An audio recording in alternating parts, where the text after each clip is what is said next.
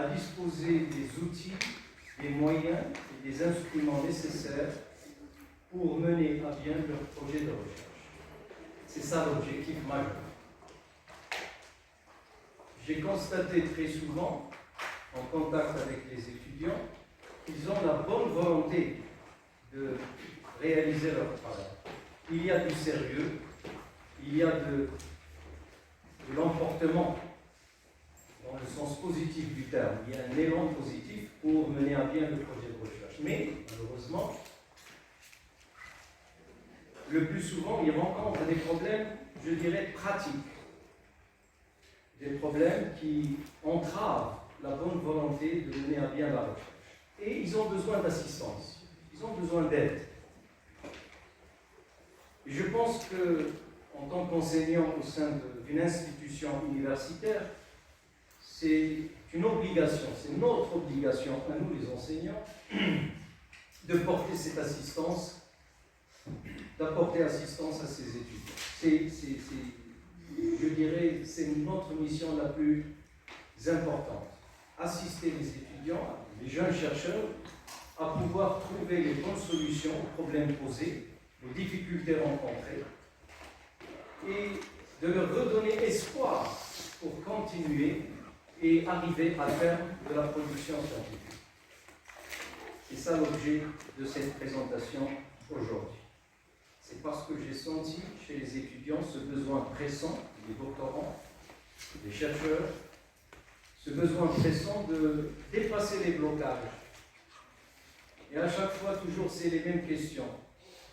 J'ai les données, j'ai les théories, j'ai lu, j'ai préparé, très bien, c'est-à-dire que la matière première, elle est là.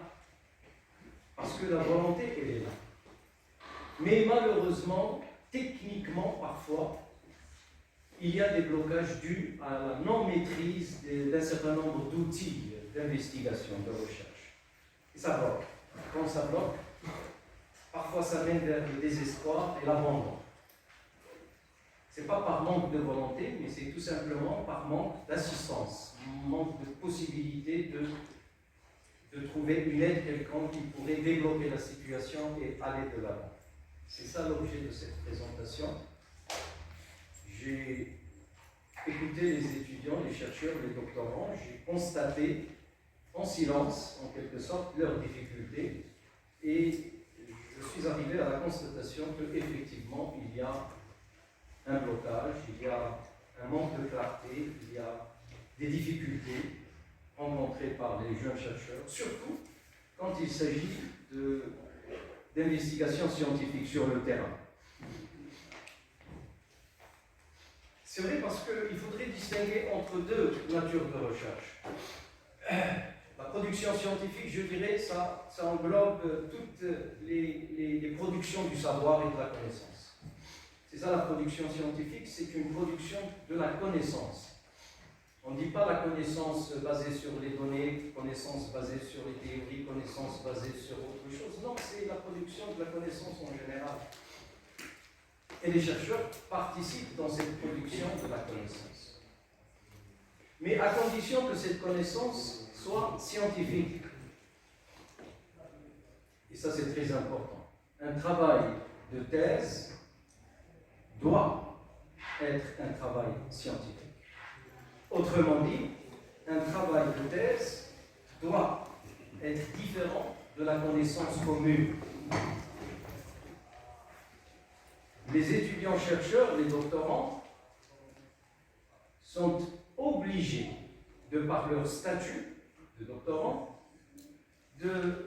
d'abandonner la connaissance commune. Ce qu'on appelle la connaissance commune, c'est-à-dire les opinions, les pensées, c'est-à-dire je pense que, je crois que. Et les gens, chacun de nous d'ailleurs, c'est humain, chacun de nous, il a ses orientations d'idées, sa manière de penser, sa manière de voir, sa manière de se représenter le monde qui l'entoure. Chacun de nous, il a des perceptions.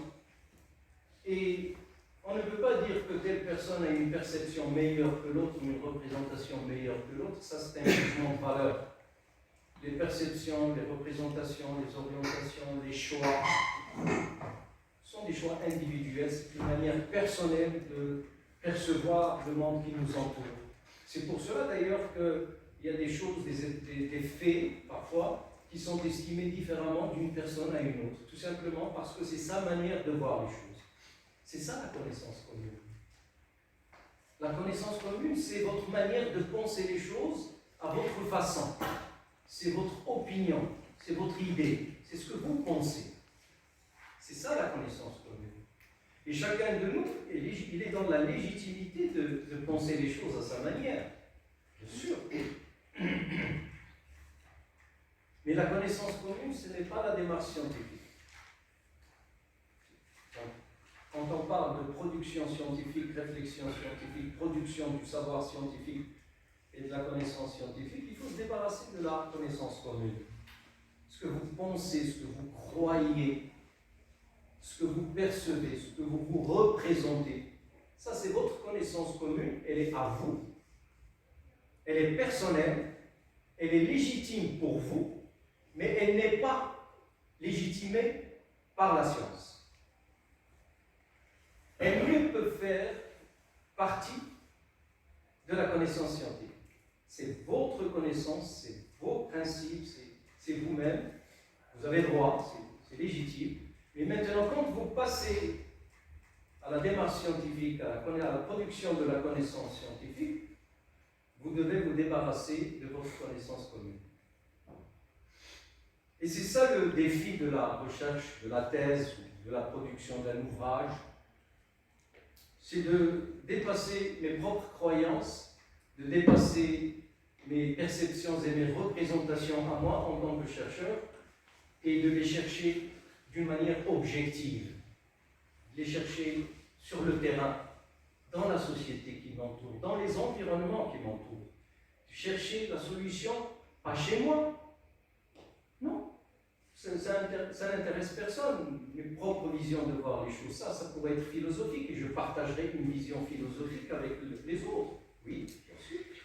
Mais quand on parle d'une production scientifique dans le sens de la connaissance, c'est l'objectivité en quelque sorte, c'est la neutralité par rapport à l'objet étudié, c'est la distance que je mets entre moi et l'objet de recherche. Et c'est aussi le respect d'un certain nombre de critères, d'un certain nombre de variables objectives tout au long de ma démarche de réflexion. Je produis, non pas pour moi-même, mais je produis pour participer dans le cadre de la connaissance scientifique. Donc je vais partager mon travail avec les autres et surtout avec mes pairs. Pairs avec P-A-I-R-S. Ah oui, avec mes pairs, c'est-à-dire avec la communauté des chercheurs, la communauté des gens qui s'intéressent à la problématique et qui aimeraient comprendre, connaître. Ce n'est pas un roman, parce que le roman, il n'est pas partagé avec les pairs, il est partagé avec tout le monde. Le roman, c'est quelque chose qui pourrait intéresser chacun qui estime que le sujet, le suspense, le style, etc., pourrait l'intéresser. Ce n'est pas une démarche scientifique, c'est une production d'une perception, représentation et une manière de penser personnelle qui est communiquée et partagée avec les autres. Alors que la production scientifique, elle est essentiellement partagée avec les pairs. Je vous donne un indicateur. Vous préparez une thèse. Vous croyez que cette thèse va être lue par tout le monde? Absolument pas. C'est pour vous dire un autre message. N'essayez pas de la vendre. Il y a un bandage. C'est-à-dire que vous ne le faites pas dans un sens, je dirais, dans un sens commercial, dans un sens de vulgarisation d'un certain nombre de représentations, mais vous le faites dans le sens d'une participation scientifique, connaissance scientifique, production scientifique, démarche scientifique. Donc il y a des critères, il y a des variables, il y a des contraintes méthodologiques qui obligent les chercheurs à respecter des nomenclatures bien précises. La production scientifique, en plus des pairs, c'est aussi les institutions. Produire scientifiquement du savoir et de la connaissance, c'est aussi être dans le cadre d'une institution. si vous travaillez votre thèse, vous êtes dans une institution qui est une faculté, une université. Donc l'institution, elle a un droit de regard sur votre travail. L'institution intervient aussi pour valider votre travail. Et c'est très important pour vous, jeunes chercheurs, doctorants. Vous êtes dans une institution et l'institution a un regard sur votre travail. Les pairs, ils ont un regard sur votre travail. Vous allez être jugés. Jugés à partir des méthodes, des outils mobilisés, des instruments mobilisés et d'un certain nombre d'analyses que vous avez effectuées dans le cadre de la démarche scientifique, bien entendu. La thématique d'aujourd'hui est liée entre la production scientifique d'une part et l'empirisme d'autre part. L'empirisme, c'est, je dirais, une manière d'analyser des phénomènes. Ce n'est pas la manière, mais une manière. Une manière dans le sens d'un choix effectué par le chercheur pour analyser un phénomène de société, quelle que soit la nature de ce phénomène. C'est un choix du chercheur. Ce n'est pas une obligation. La production scientifique n'est pas liée d'une manière stricte à l'empirisme. Absolument pas. L'empirisme est un choix effectué par le chercheur pour analyser un phénomène de société. L'empirisme, c'est se baser sur des données. Sur des données, c'est-à-dire, en fin de compte, il y a un support qui est obligatoire et qui devrait, en quelque sorte, constituer la matière première du chercheur.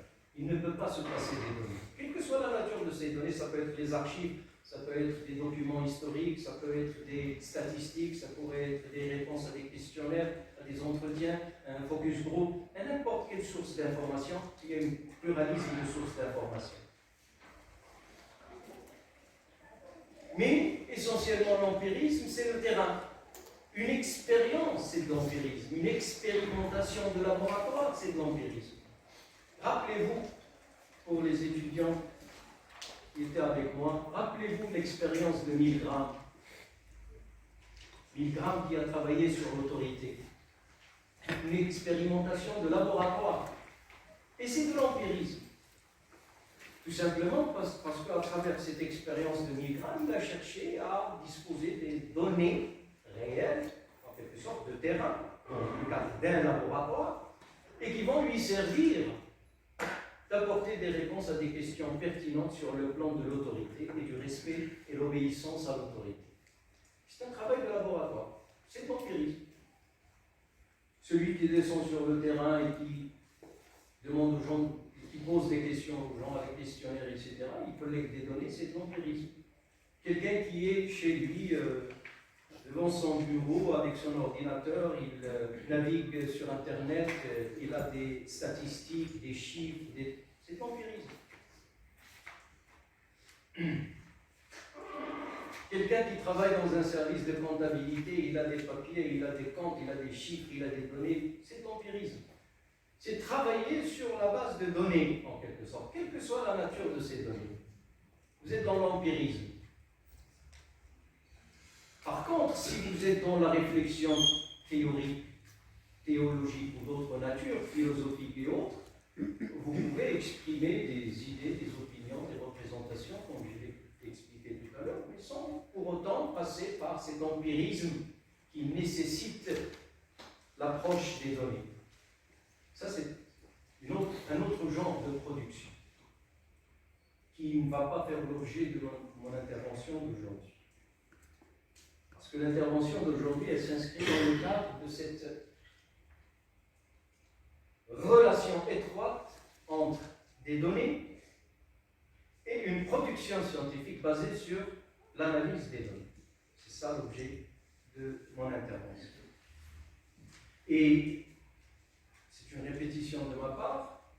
L'objectif essentiel, c'est de porter assistance, d'assister, d'aider les étudiants, doctorants, chercheurs, pouvoir dépasser les blocages qui sont dus à cette jonction, relation étroite entre les données et l'analyse.